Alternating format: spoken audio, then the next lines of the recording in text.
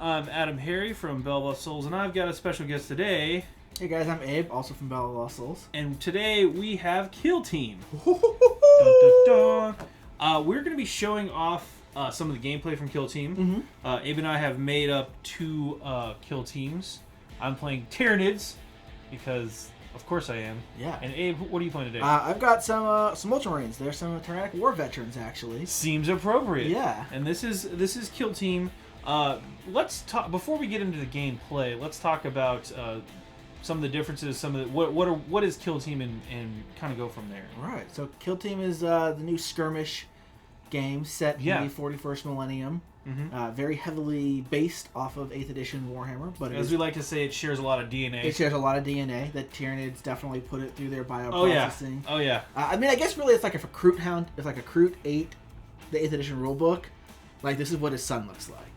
Okay. Right. Okay. Or like if a Marine ate the flesh of the rulebook, right? He'd be and like, have the memories of 8th edition. I don't know. And then like wrote something out, but was kind of drunk at the time. Maybe a little. I don't know. It was obviously a Space Wolf. Clearly right. they're the only ones that did. Yeah. Anyway, the point is, it's very similar to 8th edition. There are some big changes though. There's some alternating activation stuff. Getting taken out of actions different. Morale is kind of different. Right. There's a lot of little things and tweaks. Perhaps the biggest thing is the scale. It's between 3 and 20 models. You play at recommended plays at 100 points. Yeah. The points are different. There's a whole book has lists for every faction pretty much. Yeah, I think. 16 factions in the book. Each faction has a set of units that are available to them, war gear options that are available to them. Very familiar to what you're already playing with, but the points are different. So even though you're playing at 100 points, I'm able to fit a Lictor and 6 Gene Stealers with Toxin Sacks in it at 100 points? Just as an example, a missile launcher for a Space Marine is 5 points in Kill Team. Yeah. Where I think it's like 20 points in regular play. Yeah, I think a Lictor's like 70-something points by themselves in regular play. So that gives you an idea. Again, that's not an exact 1-to-1 scale, but we get the idea. The points are different, but we are playing a smaller point game. Yeah. You are capped at 20 models. Yep. Though I think the cheapest model in the game is probably 5 points. Yeah. So maybe a Grot. I don't know if Grots are on the list. I don't remember. I haven't read through the orc part yet, but I'm pretty sure that 20 models capped is the cap. And you have to have a minimum of 3. There's a lot of different rules like specialists. We're not going to get into all that today. No, we're just going to show some basics of gameplay. We're not even going to get into really heavy the list construction here. There are stratagems or tactics, I think they call them in Kill Team. They are tactics. We may talk about those. We're probably not going to use them to show them off just because... We'll do some other videos on all the rest of the stuff. Don't worry. Oh, yeah. More of this coming. We're probably going to be playing this live at a later date. But today we're just going to go through the basics. Kill Team is a game that is divided into 6 parts of a turn. One turn, players are going to be alternating between different things. Right. There is an initiative phase where we are going to roll off. Each one of us is going to roll off to see who's got the initiative for the turn. You do that every turn. So at the top of every turn, we're rolling it off. Movement phase, pretty self-explanatory, but it is the one part of the game that is a classic I go, you go style. The movement phase is very similar to what you might expect from 40k in that each player will move all of their units.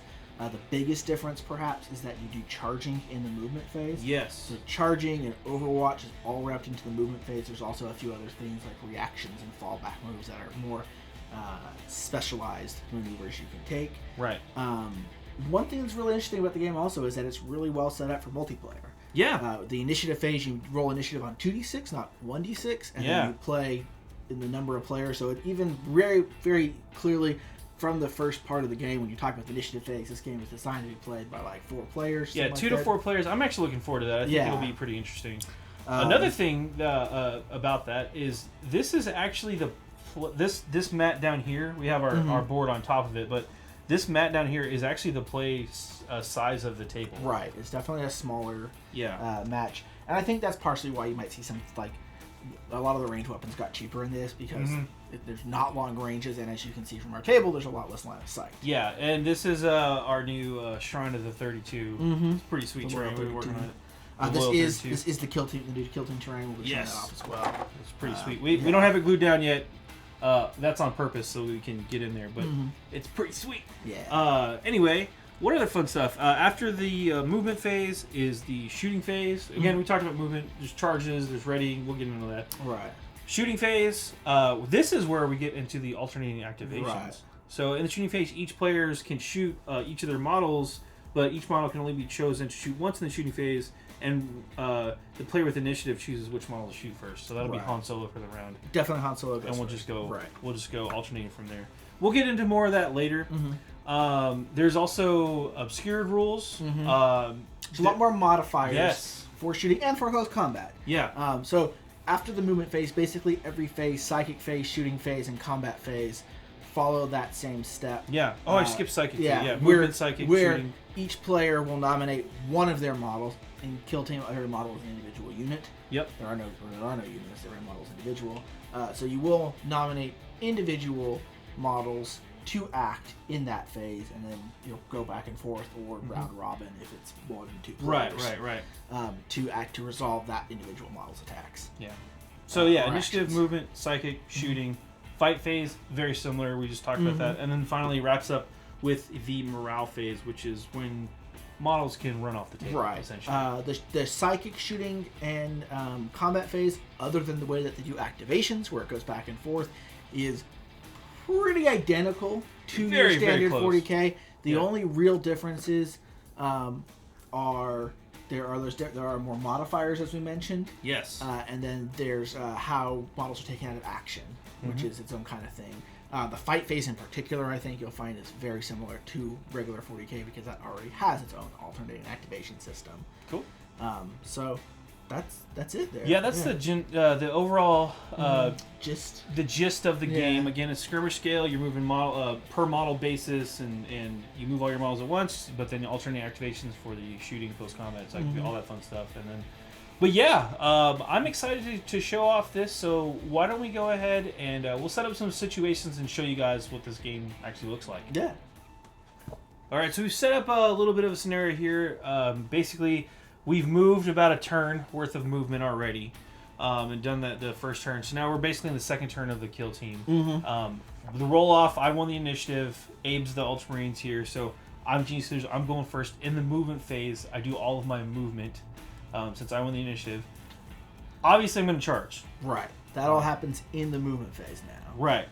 So we're going to walk through some of that. So first thing I'm going to do is I'm going to declare a couple charges. Now, Abe, do I declare all of my charges activate at individual once? models. Individual models. Okay, cool. In that case, the first charge I'm going to declare is I'm going to declare a charge with this model on that model. Okay. So just like in regular 8th edition 40k, Yep. you pick your target. You can charge anyone within 12 inches of you. Yep. You cannot start your movement within an inch of a per enemy if you're charging. You're already locked in combat. Right. Yeah, you can put down the charge marker, so they are going to charge. We're gonna put that down there. You do have tokens in the game that you can use if you have them. Right. So that's just to signify that model is going to charge. So I now have two options. My model hasn't done anything yet in this turn, so I do get to take a react action, basically. If you have acted, though, you don't get the reaction. There are some situations where you wouldn't get to react. Right. Yeah. So my two options are I can Overwatch. This works just like in standard 40k. I would get to shoot him. I would only hit on 6s, however. Or I can take a retreat. So I'm actually going to choose to retreat because I'd rather not get charged. Oh no! Who would have thought? So I get to make an immediate 3-inch move. 3-inch move in any direction. You can come towards me. I could. Maybe I have to move away from you, but we're gonna make a 3-inch move.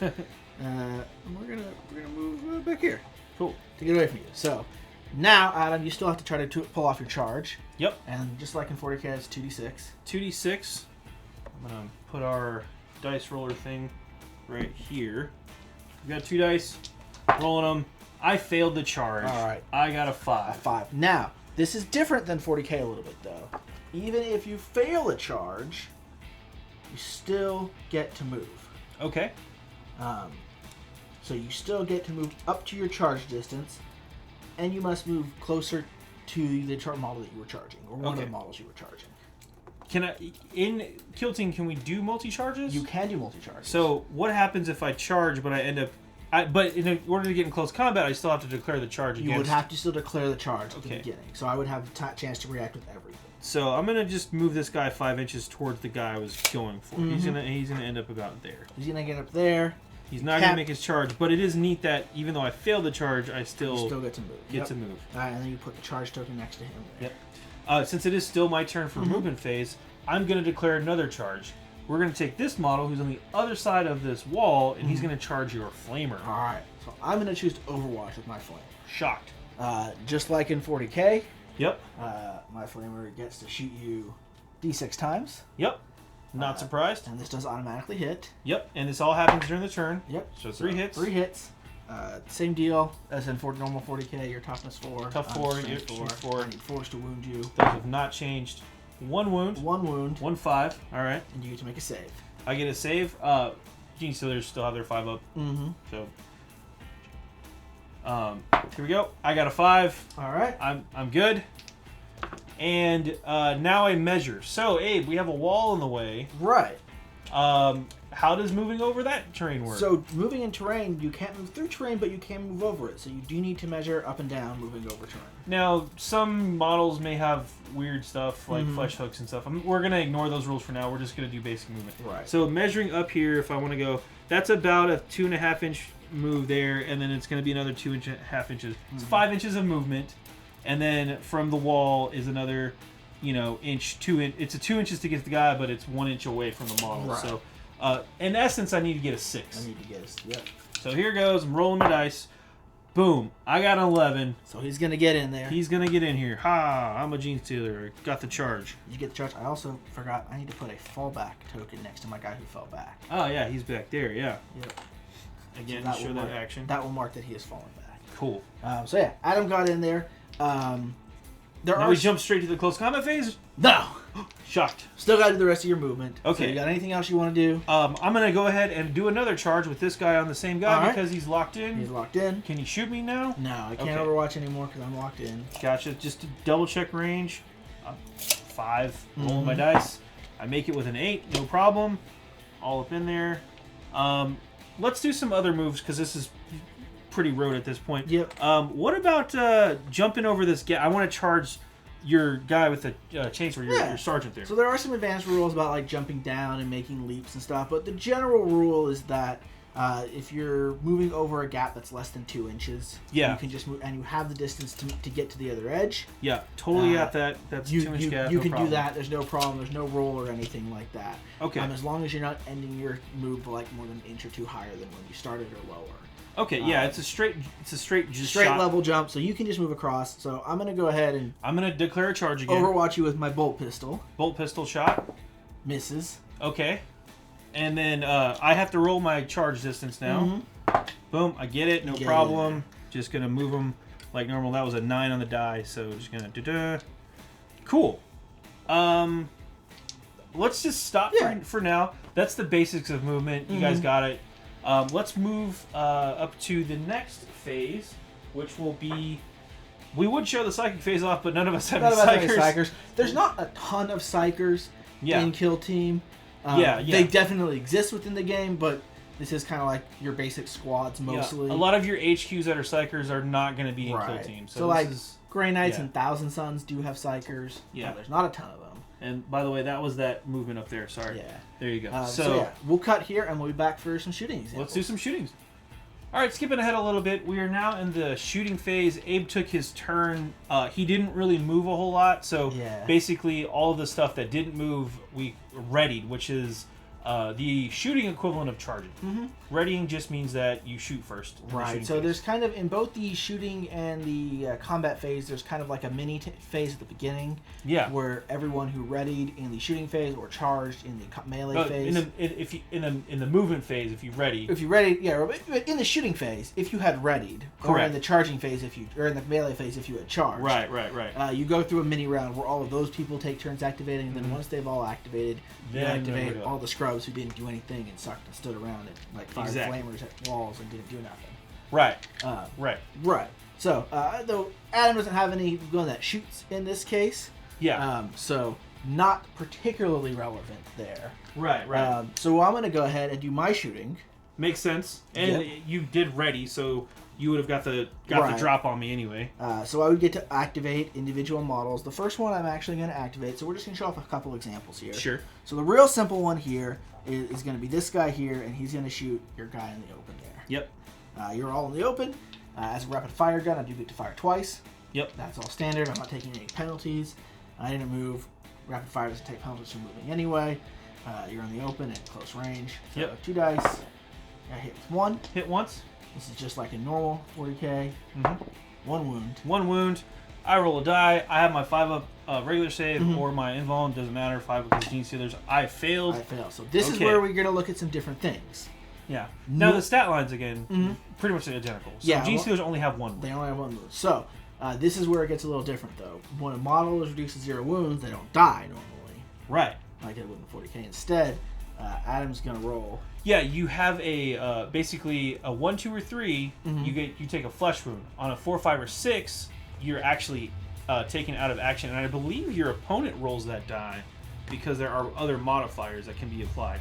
For example, if I was obscured and took my last wound, you would get a -1 to that roll. Sure. But if I had additional flesh wounds, you would get a +1 to that roll for each flesh wound that I've taken. So Abe's gonna roll on a 5. I'm taken out of action, so this Gene Stealer, bang, takes 1 to the face. Straight to the head. All right. So next, I'm going to go ahead and fire this bolter guy down here. Sure. He'd really like to shoot the guy in the sergeant, but just like in 40k, he's in combat, so I can't shoot them. Makes sense. So I'm going to shoot up at here, this guy instead. Now, I'm above you, and there's a little bit of an angle where my models are blocked. So what does that mean? So that means you're obscured in this case. Okay. Basically, there's any part of your model is not visible to me. Yep. So I'm going to take a -1 to shoot you. Yeah. And also a -1 on that wound roll. Right. Okay. And again, checking range, it's the same range as 40k. No problem there. Definitely within 12 inches. So it is short range. You don't take a penalty for long range shooting. You just have the -1 to hit. Right. So you're hitting me on 4s. Yeah. So that is going to be 2 hits. 2 hits. Abe rolled an 11. Yep. 5 and a 6. Looking for 4s. But no wounds. But no wounds. Okay, right. So dodge that bullet, maybe literally. And then down here, we're going to fire over here. Yeah. Now, in this case, we've already measured, and I'm outside of 12 inches. Right. So I'm only going to get to 1 shot. But there's an additional rule in Kill Team. If you're shooting at long range, which is more than half of your range, right, you take a -1 to hit. And on top of that, there's cover in the way. There is cover. So I would be obscured. So you'd take another -1. Another -1. All of these are cumulative. If I was injured as well... If you had a flesh wound. If I had a flesh wound. Well, I'd have to have 2 technically because Space Marines are really tough and ignore their first flesh wound. That's for their part of the rules. That's part of the rules. But yeah, normally if you have a flesh wound, for each flesh wound, cumulative, this is -1. However, a natural 1 always misses, and a natural 6 always hits. Always hits. So orc players, don't worry about it. Yeah. Even with all those minuses, just roll 6s. So I'm going to miss over there. He rolled a 3, which is less than the 5 that he needed, so no problem there. Unfortunately, this guy fell back, so he doesn't get to shoot. Yeah, I was going to ask the guy that fell back, so they just lose his... So you meet models that fall back, either that leave combat or that fall back. If you have a fallback token, you basically can't shoot that turn. You're running away. Unless you have fly, in which case you can. There may be some faction rules or tactics that break this also. Okay. But for basics. One more shot here. I don't know if that guy right there has got a missile launcher. Yeah. And I think my Gene Stealer's staring down the barrel of that. I think he's going to stare down that, and I think I'm just going to go ahead and try to hit you with a crack missile. You might as well. Yeah. I'm in the open. You're in the open, so I'm not taking any penalties. I didn't I'm pretty move. Sure you're short range. Yep. This is like the perfect shot for a crack missile. It is a good shot.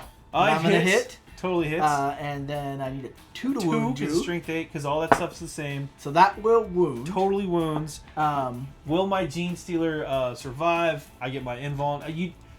We haven't really talked about this because I have an invuln save. Sure. But let's pretend for a second I didn't. I have a 5-up armor save. I do have AP. You do have AP, so AP is the same. Virtually identical. So I'm going to roll my save.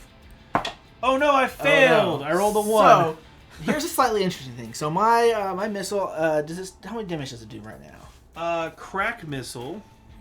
That's a great question. Because what Abe is getting at is weapons with multi-wound, multi-damage work a little differently a little differently, yeah. Yeah, so can you tell me...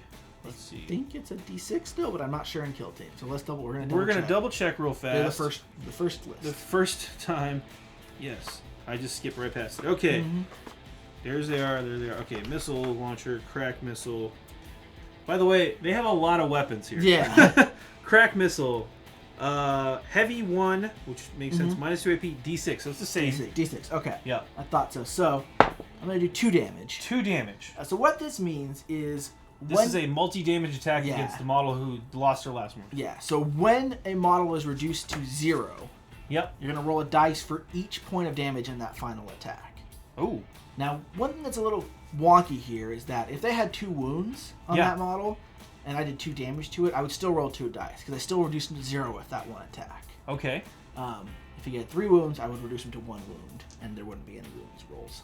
Okay, what if I had 2 wounds and you did 4 wounds? Again, I would roll 4 dice, because that's how many dice I'd reduce you to 0. Okay. Or how much damage is on that. So what's the benefit of rolling these extra dice? So I'm going to pick the highest dice that I get, or highest result out of this. And this is those on that chart. On a 1 through 3, he survives. On a 4, 5, 6, you're dead. Okay. Now, I don't add these together. There's no modifiers to these right now. You're just picking the highest. Only the highest is going to matter here. Okay, so he's rolling those dice.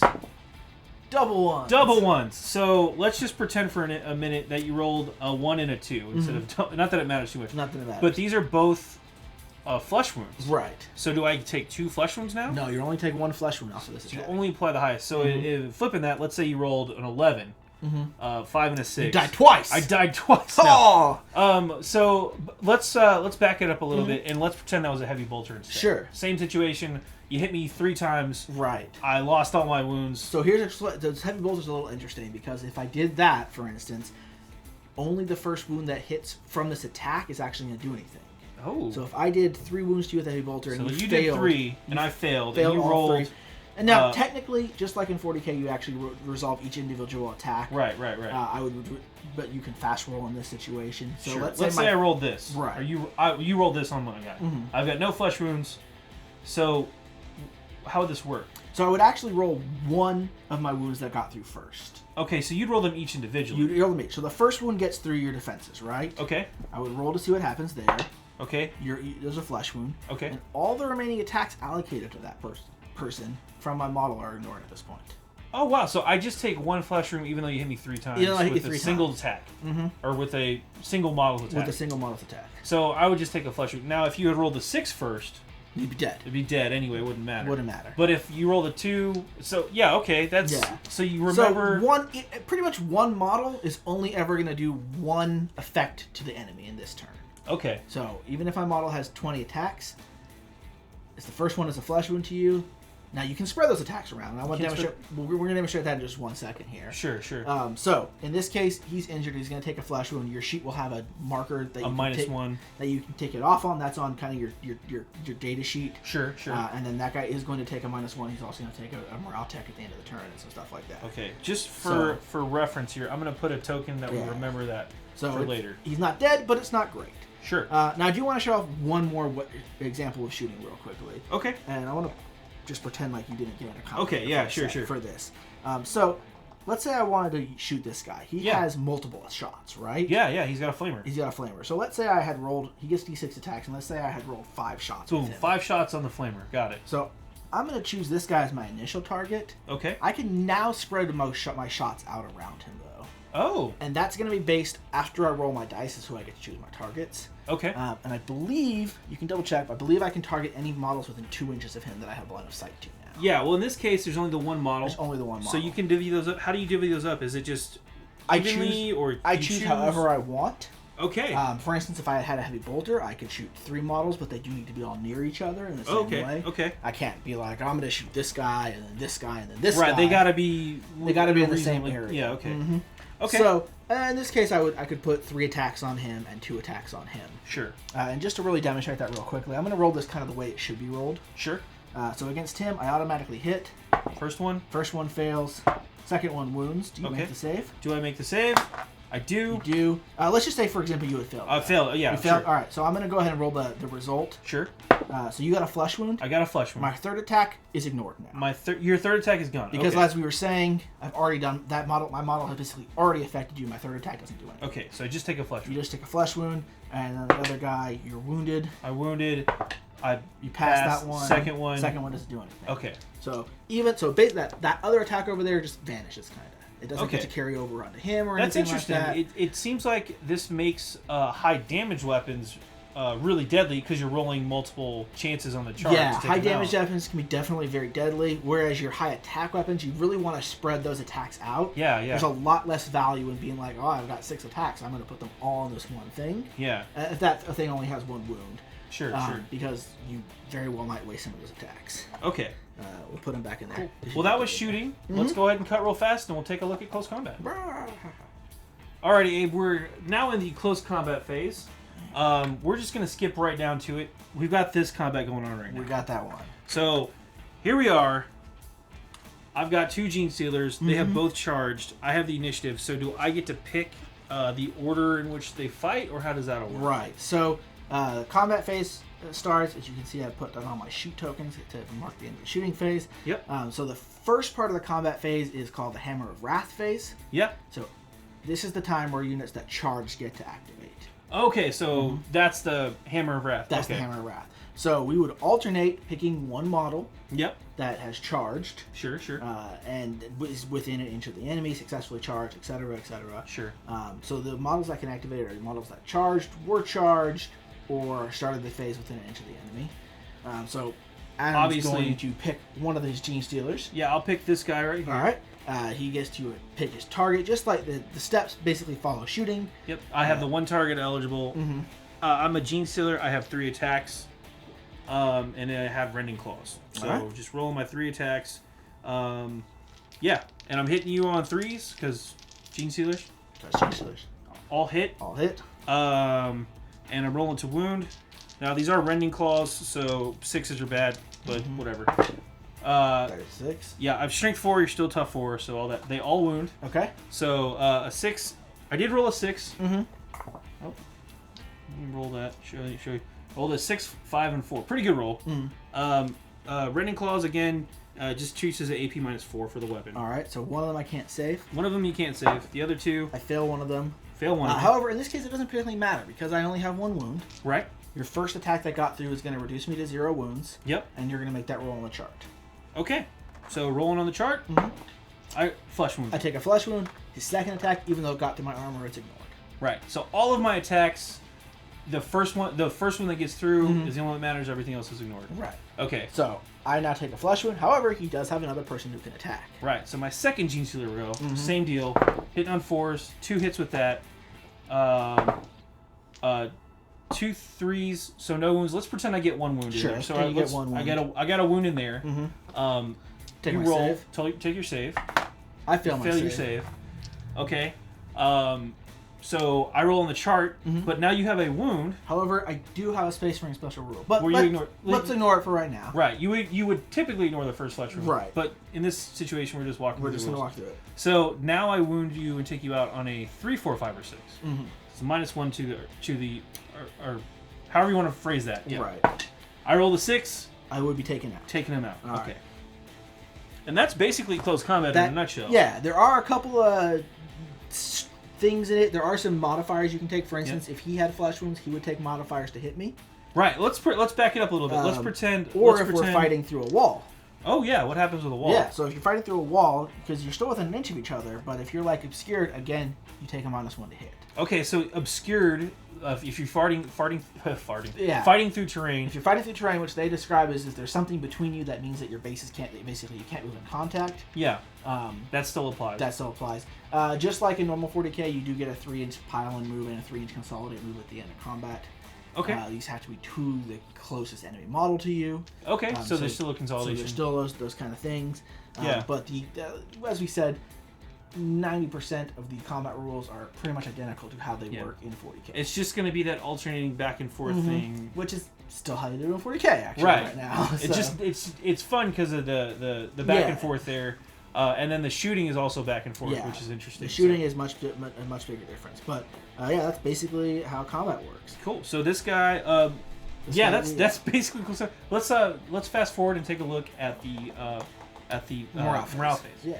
Okay, now we're at the morale step again, fast forwarding through some of the turn. If we remember, this Gene Stealer up here got hit, took a flesh wound. So what do we do now? It's the morale step. He's got a flesh wound. What happens? So we just like in the normal phases, this goes in initiative order. So you still have the initiative, so you're going to resolve morale first. Okay. So the first thing you do is you're going to check if your kill team is broken.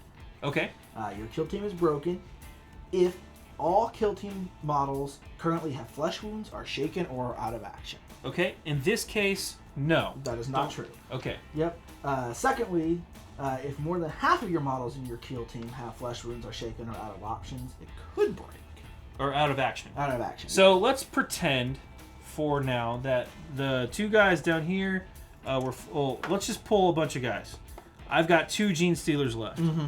So just backing this up a little bit, I've got that Gene Stealer down at the bottom of your screen, and I've got this Gene Stealer up here.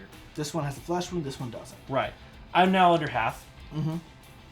What happens? So you're gonna basically take a leadership check. Roll 2d6. Okay. Compare it to the highest leadership characteristic of models in the kill team that are still in action. Which is good for Gene Stealers, but let's pretend I failed that because I just rolled a 4. But let's pretend I rolled a 12. If you fail, your kill team is broken. The whole kill team or just the model? The whole kill team. Whole kill team. Yeah. Okay. So once a kill team is broken, it remains broken. Okay. What happens when you break? So when you break, there's a couple different things. Models in a broken kill team. If your kill team is broken, every morale phase, all of your models need to take a nerve test. Okay. In addition, all of your models will take a penalty in the shooting and fight phase if your kill team is broken. Okay, so let's pretend I'm not broken. Mm-hmm. What happened to that guy? Yeah, if you're not broken, now, in addition, wait, back up. Pretending we're still broken.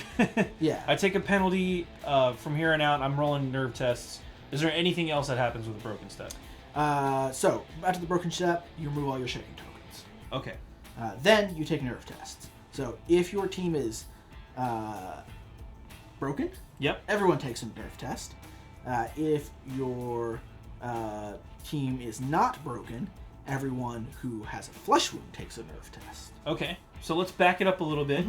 Mm-hmm. Let's pretend I passed the check or I have more than 50% of my Sure. models. So this was the only guy that took a flesh wound. Mm-hmm. So he is going to take a nerve test. A nerve test. Now. Important to note, it's not that you took a flesh wound this turn, it's if you have any flesh wounds. If you have any flesh so your wounds. flesh wounds carry over. So even if you took a flesh wound 3 turns ago, right, every turn you're taking a nerve test. Okay, and the flesh wounds stack, right? Flesh wounds do stack. So if I take 3 flesh wounds... if you do, there is a number of... Yeah, if you take 3 flesh wounds, you would take... I think you would just take 1 nerve test, but there's penalties for it. You still take the penalties. There are penalties. Now each model is going to have a maximum number of flesh wounds it can take. Gotcha. And then eventually it gets removed. Yeah, let's not worry about that right now. So this guy has a flesh wound. I'm over 50% of my kill team still around. This is the situation, and I need to take a nerve test now because he has a flesh wound. Correct. What is a nerve test? So a nerve test is going to be a D6. D6. You're going to add 1 to that for each friendly model that is shaken or is out of action. Okay. And you're going to subtract 1 to that for each friendly model that is not shaken, that is within 2 inches of you. Okay. And then you're basically, if that number exceeds your leadership, you are shaken. Okay. That's interesting. Okay, so if I roll a die, boom, I roll a 1, whatever, it doesn't matter. One's automatically pass. But if it's for every model that's out of action or shaken, within how close? At all. At all. So if half of my models are gone, which in this case they are, so I've got 1, 2, 3, 4, 5 models out of action, and nothing else is shaken. I would get a +5 to this roll. Wow. Okay, I can see how that could be bad. Yeah. But if this guy, who's not messed up at all, was next to him, yeah, that's a flipping out Gene If he's next to him though, then he gets a bonus because his buddy's cool. Because he's cool. Yeah. Okay. What happens? So we know if I pass, nothing happens. What happens if I fail the nerve check? You're shaken. Shaken. Okay. What does a shaken modifier do? I think as far as I can tell, that just determines if your kill team is going to break later on. So yeah, shaken just determines if your team is going to break on the following turn. It's just more negative modifiers. Yeah. And I mean, it's important to point out that, for instance, like Space Marines with Leadership 7. Yeah. Even if my entire team has a flesh wound on it and is taking a test, well, not my entire team because then I break, right? But if like all but one model in my team, if most of my team had flesh wounds, and they were taking those tests every turn, as long as no one's actually out of action, I can't fail that test. Yeah. Because I'm not taking any penalties to it. But once you start taking tests, it can slow roll and be And then as soon as your team breaks, everyone's taking a -1. Yeah. To penalties, and that's pretty bad. Yeah. Because that's gonna start having effects. Yeah. The ripple effect. Yeah. Now there may be some mission or advanced rules that deal with shaken. Right. But in the core rules, it doesn't seem to have any particular effect on you. And while we're on the subject real fast, there are a couple of different missions you can play for Kill Team. Of course, you can make up your own later on as well once you get familiar with the rules. Yeah. But those also determine your objectives. Yeah. You've got everything from like sabotages to behind enemy line stuff. I really encourage players to use the missions because it'll kind of give you a reason that you're fighting and more of that story element to the game. But yeah, that's just the core mechanics of the game. We've touched on pretty much everything except Psychers, so let's just pretend Psychers for a minute. Is any major changes from that in 40K? No, it works pretty much just like in 40K. It's pretty much the same thing. Yeah, I mean, it's an alternating activation system. Alternating activations, just like we saw with the shooting in close combat. But yeah, if you're doing smites, stuff like that, again, there's not a ton of Psychers in Kill Team because a lot of your Psychers were HQs to begin with, or they're not options in your Kill Team rosters anyway. So they don't actually have Smite. They call it Cybolt in this. Cybolt, okay. But it does have effectively a very similar effect in that, except it does 1 mortal wound or D3 if you get over a 10, if you get an 11. Okay, but it's the same, basically. Same basic idea. I'm rolling 2 dice to see if I pass the warp charge test, do the effect of the psychic power. There's a chance to deny if the enemy has a way to deny. Yeah. Now, it is interesting to point out that also only a single Psyker per player can cast psychic powers in their turn. Cool. One last thing we want to touch on, though, before we break, is the command abilities, or command points, and tactics in the game. We didn't use any because for this demo. Let's do a quick overview. What are the tactics? So these are going to be very similar to your stratagems on 40K. There's special abilities that you can use. There's like 6 generic ones. Some of them are very familiar. There's a tactical reroll, which is very similar to the 40K one. Though I do like that it's a little more limited in this one. It does specifically say what you can reroll instead of just any d6. Okay. It's like a charge roll, a psychic roll, a hit roll, etc., etc. Gotcha. Your command points are generated at the start of each turn. You generate 1. Okay, and those you can store them up. You can store those up. Some armies may have abilities to get more or less, and then for each 10 points you're beneath the enemy in score or in point value, you get extra command points. Every round or just at the start of the game? I think it's at the start of the game. Yeah, I think it's at the start of the game. So that's interesting. If you take a 100-point list and I take a 90-point list, then I get 1 extra one. But if I take a 91-point list and you have a 100-point, I don't take one. You don't get anything. But if I take like 82-point list, I only get 1. You only get 1. So, yeah. If or if you took a 90-point list and I took a 99-point list. Right. You would get none. So it's not necessarily, unless you know what your opponent's playing, it's not something you can really count on, I would say. Yeah. And unless you're intentionally lowballing to try to start the game with more command points. You have to lowball a lot to make it worthwhile, it seems. Yeah. I know there's a couple of command point abilities that do require you to spend 2 command points at the start of the game. So there's stuff like that. There's stuff like that. Yeah. But yeah, if you run into someone else who's lowballing, you're going to cancel each other out. Yeah. So we don't know 100%. We're not going to go on 100% to all the command point stuff, but that's kind of the overview. You slowly generate them. Some of the missions may have other ways of getting command points as well. That's basically the basics of the game. That's pretty much it. Again, this is our really fast overview for Kill Team. We will have more on this later, but we just wanted to show kind of the core mechanics in action. Hope you enjoyed it. I'm AdamHarry. I'm Abe. We're both from Bell Lost Souls. Thanks for watching. Click to subscribe. Check out more videos. And thanks for watching.